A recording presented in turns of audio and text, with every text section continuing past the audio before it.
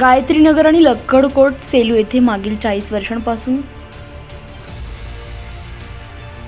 राहत आहे। या जागेवर नगरपालिकेच्या सर्व सुखसोयी आम्हाला देण्यात आलेल्या आहेत। रस्ते, नाली, लाईट, वॉटर सप्लायचं पाणी हे सुद्धा आम्हाला मिळत आहे। तसेच महाराष्ट्र शासन नगर विकास यांच्या निर्णय क्रमांक GR नुसार प्रधानमंत्री आवास योजनेचा लाभ घेता येत नाही, म्हणून शासन निर्णयानुसार ही जमीन भोगवटदार म्हणून देण्यात यावी, जेणेकरून या योजनेचा लाभ घेता येईल। यासाठी गायत्रीनगर आणि लक्कडकोट वासियांनी दिनांक 23 जानेवारी 2018 रोजी निवेदन देऊन उपोषण सुद्धा केलं होतं, परंतु त्या अनुषंगानं कोणतीही कार्यवाही करण्यात आली नाहीये। तसेच यानंतर दिनांक 1 मार्च 2024 रोजी सुद्धा रितसर निवेदन दिलं होतं, परंतु त्यावरही अद्यापही कार्यवाही झाली नाहीये। यामुळे येथील रहिवाशांना शासनाच्या घरकुल योजनेपासून वंचित राहावं लागतंय।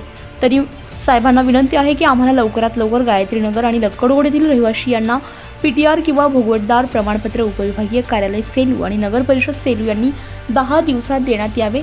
येत्या 23 सप्टेंबर 2024 रोजी आपल्या कार्यालयासमोर आमरण उपोषण करण्यात येईल, याची सर्वस्वी जबाबदारी आपल्या प्रशासनावर राहील।